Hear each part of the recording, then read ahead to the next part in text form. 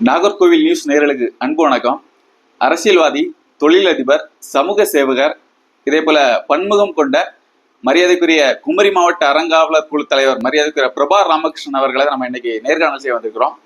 பிரபா ராமகிருஷ்ணன் அவர்களை பொறுத்த வரைக்கும் அரசியல் இருந்தாலும் சரி, தொழில் பக்தியாக இருந்தாலும் சரி, கடவுள் பக்தியாக இருந்தாலும் சரி, சமூக சேவகையா இருந்தாலும் சரி, ரொம்பவே அதிகமாக உண்டு.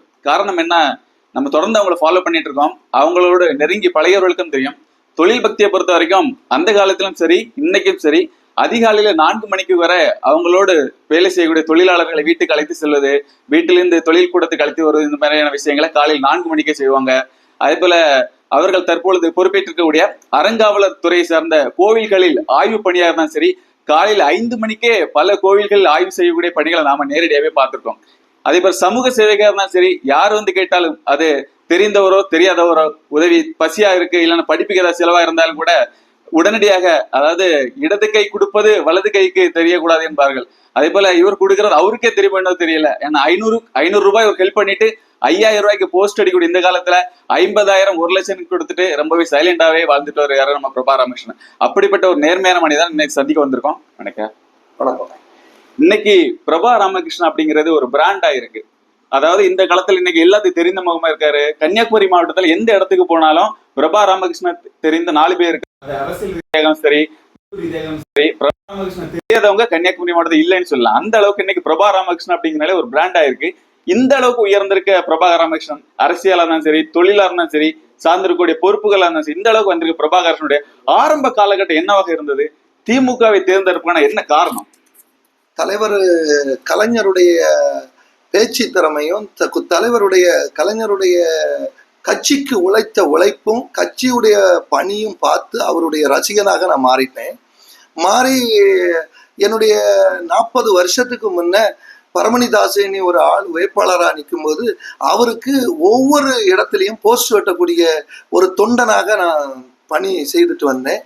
அதுக்கு பிறகு கலைஞருடைய அணுகுமுறை எனக்கு பிடித்ததுனால தொடர்ந்து அந்த கட்சியிலே பயணமா செஞ்சுக்கிட்டு இருந்தேன். அதுக்கு பிறகு அந்த கட்சியில படிப்படியாக ஒரு நல்ல எனக்கு மரியாதையும் கிடைச்சி கட்சிக்கும் ஒரு வளர்ச்சி வந்து, அதுக்கு பிறகு நான் கட்சிக்கு பணி செய்யறதே என்னுடைய பணியா இருந்து, அதுக்கு பிறகு படிப்படியாக நான் பிறகு உறுப்பினராகி, அதுக்கு பிறகு கட்சியில ஒரு பொறுப்பு முத எனக்கு பொறுப்பு கிடைச்சக்கூடியது வட்ட பிரதிநிதியாக எனக்கு பொறுப்பு கிடைச்சி, அதுல நல்லா செயல்பட்டதுனால நெசவாளர் அணியாக எனக்கு ஒரு பொறுப்பு தந்தாங்க. அதையும் நல்ல சிறப்பா நான் செயல்பட்டேன். அதுக்கு பிறகு வட்ட செயலராக தந்தாங்க. அதுக்கு பிறகு படிப்படியாக ஒவ்வொரு பணியும் செய்தெடுத்து நான் இப்போ வந்து விளையாட்டு மேம்பாட்டு அணி அமைப்பாளராட்டு கன்னியாகுமரி மாவட்ட கிழக்கு மாவட்டமாக இருக்கேன். அதுக்கு பிறகு அந்த பணியை தந்த பிறகு அதுக்கு பிறகு தமிழக முதல்வருடைய கவனத்துக்கு என்னை எடுத்து, அதுக்கு பிறகு அறங்காவலர் குழு தலைவராட்டு என்னுடைய தலைவர், கழக தலைவர், தமிழக முதல்வர் எனக்கு தந்து என்னை சிறப்பாக செயல்பட சொன்னார். நான் அதை தொடர்ந்து நான் செய்துட்டு வரேன். அதுக்கு பிறகு என்னன்னு சொன்னா, எனக்கு இந்த பணியை தந்த உடனே கட்சிக்கு விசுவாசமாட்டும் கோயிலுக்கு நட்பாட்டும் நான் தொடர்ந்து அந்த பொறுப்பு தந்த உடனே 490 கோயிலையும் நான் ஆய்வு செய்து, நம்ம தமிழக அரசு நமக்கு தந்த பொறுப்பை கரெக்டா செயல்படணும்னு சொல்லி 490 கோயில் நான் போய் ஆய்வு செய்து அந்த கோயிலில் உள்ள அனைத்து கோயிலுடைய பழுதடைஞ்சதெல்லாம் நான் சரி பண்ணி, இன்னைக்கு தலைவருடைய ஆட்சியில ஒரு 490 கோயில் என்னுடைய பொறுப்புல உண்டு. அதுல 250 கோயிலுக்கு கும்பாபிஷேகத்துக்கு தலைவர் ஆர்டர் போட்டிருந்தாரு. அதுல 83 கோயிலுக்கு கும்பாபிஷேகம் முடிஞ்சாச்சு. இன்னும் தொடர்ந்து அவர் ஆணையிட்டபடி மிச்ச கோயிலுக்கெல்லாம் வேலை நடந்துகிட்டு இருக்கு. இன்னும் ஒரு வருஷத்துக்குள்ள அனைத்து வேலையும் நிறைவடையும். அப்படி இன்னைக்கு போஸ்டர் ஒட்டிக்கிட்டு இன்னைக்கு இந்த அளவு பொறுப்புல வந்திருக்கீங்க.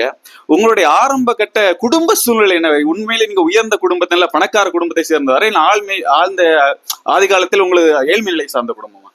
அதாவது நாங்க எங்க அப்பா காலத்துல நல்ல வசதி இருந்தாலும் எனக்கு எதுவுமே கிடையாது. எனக்கு என்னுடைய உழைப்பு தான் உண்டு. நான் எந்த பொறுப்பை கொடுத்தாலும் அதை நான் திறமையா செய்யறதுனால எனக்கு நல்ல வெற்றி வாய்ப்பு கிடைச்சி, நான் உழைச்சிக்கிட்டே இருக்கிறதுமே என்னுடைய கழக கண்மணிகள், நான் கருப்பு சோப்பு வண்டியில, எனக்கு வண்டி வாகனத்துல எல்லாம் கருப்பு சோப்புல பிரபான்னு போட்டிருக்கனால திமுக இதுல இருக்கக்கூடிய ஒவ்வொரு தொண்டர்களும் எனக்கு நல்ல ஆதரவு தந்தாங்க. அந்த கட்சியை வச்சு நான் வளர்ந்தேன். என்னுடைய உழைப்பும் அதுல முழுசா நான் கொடுத்து வளர்ந்தேன். இந்த நீங்க குறிப்பிட்ட 490 கோயிலும் கன்னியாகுமரி மாவட்டத்துல மட்டுமே இருக்குதா? அதாவது கன்னியாகுமரி மாவட்டத்திலையும் செங்கோட்டையிலையும் சேர்ந்து, செங்கோட்டையில 93 கோயில் இருக்கு, பாக்கி கோயில் இங்க இருக்கு. மொத்தத்துல கன்னியாகுமரி மாவட்டமும் செங்கோட்டையும் சேர்ந்து 90 கோயில், 490 கோயில். ஓகே. பொதுவாகவே மக்கள் ஒரு கோயில்னாலே ரொம்ப புனிதமாக நினைப்பாங்க. கிட்டத்தட்ட ஒரு 490 கோயில்களை நிர்வகிக்கக்கூடிய பொறுப்பு தமிழ்நாடு அரசு இந்த இதுக்கு பொறுப்பாளராக அவங்களை நியமிக்கும் போது, அறிவிப்பு வெளியும் பொழுது உங்களுடைய மனநிலை என்னவாக இருந்துச்சு? அதாவது இந்த பொறுப்பு கிடைத்த அன்னைக்கு எல்கை இல்லாத மகிழ்ச்சி. என்னுடைய தமிழக முதல்வர், கழக தலைவர், தமிழக முதல்வருடைய மேல எனக்கு அளவுக்கடைஞ்ச பாசம் ஏற்பட்டு, ஒரு அடிப்படை தொண்டனுக்கு இப்படி ஒரு தலைவர் பார்த்து பார்த்து செய்ததை என்னால தாங்க முடியாத சந்தோஷத்துல அந்த கட்சிக்கு நல்ல பேரை எடுக்கணுங்கக்கூடிய ஒரே எண்ணம் என்னுடைய நோக்கம். அதனால நான் தலைவருக்கு இந்துக்களுக்கு விரோதம் இல்லை, தலைவருடைய ஆட்சியில தான் இவ்வளவு ஒரு வளர்ச்சி வருவங்கிறத இந்த மாவட்டத்துல நான் ஒரு எடுத்துக்காட்டாக இருக்கணும், நம்மளுடைய கழகத்துக்கு நல்ல ஒரு பேரை உருவாக்கணும்னு சொல்லி தொடர்ந்து இரவும் பகலமாக அந்த வேலையை நான் செய்திருக்கேன். நீங்க இந்த கொஸ்டின் கேட்டனால கேட்கிறேன். தொடர்ந்து எதிர்கட்சிகள் அறநிலையத்துறைக்கு சரியா நிதி ஒதுக்கல திமுக அரசு அப்படின்னு குற்றச்சாட்டு வைக்கிறாங்க. நீங்க இந்த பொறுப்பேற்ற காலத்துல கன்னியாகுமரி மாவட்டத்துக்கு நல்ல திட்டங்களை நோக்கி போயிருப்பீங்க. முதலமைச்சரை பார்த்திருப்பீங்க, அறநிலையத்துறை அமைச்சர் மரியாதைக்குரிய சேகர் பாபு சந்திச்சிருப்பீங்க. அவர்கள் கன்னியாகுமரி மாவட்ட திருக்கோயில்களோட திட்டங்களை நீங்க சொல்லும் பொழுது திட்டத்துக்கு நிதி எப்படி ஒதுக்குறாங்க, உடனே ஒதுக்குறாங்களா, இதோட எப்படி இருக்கு இதனுடைய இது?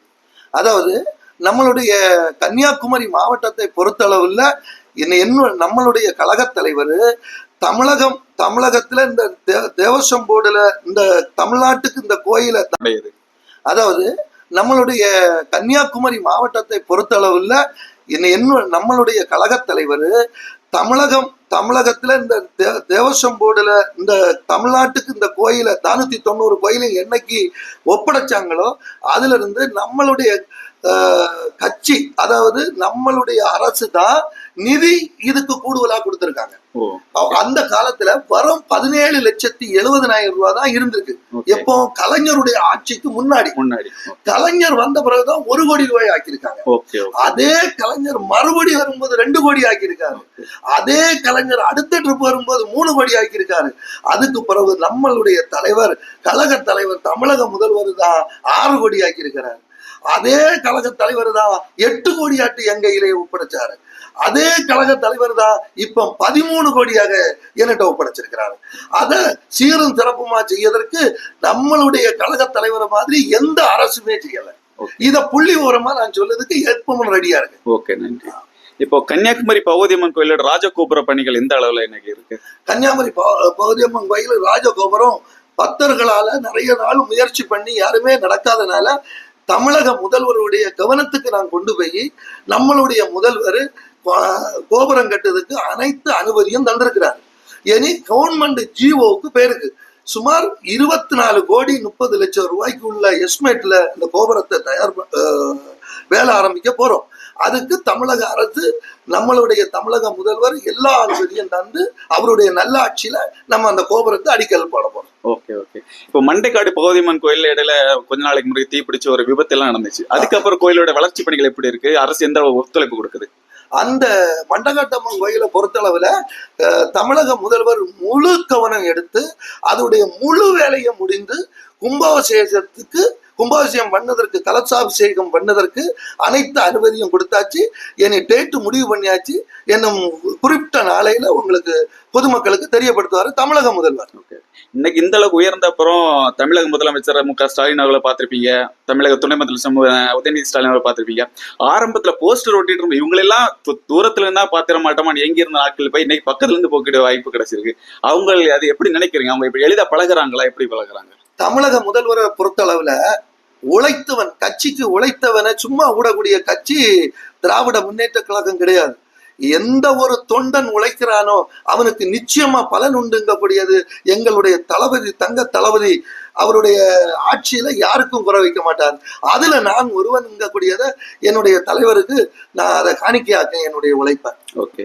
இன்னைக்கு கன்னியாகுமரி மாவட்டத்துல குறிப்பா நாகர்கோயிலை பொறுத்த வரைக்கும் பொதுமக்கள் மத்தியில அதிகமா பேசக்கூடிய பொருள், வருகின்ற சட்டமன்ற தேர்தலில் திமுக கட்சி சார்பில் ஒருவேளை பிரபா ராமகிருஷ்ணன் போட்டியிடலாம் அப்படிங்கிற நியூஸ் பரவலாவே இருக்கு. தேர்தலில் போட்டியிடுவடையன்னு உங்களுக்கு உண்மையாவே இருக்குதா எப்படி? நிச்சயமா இருக்கு.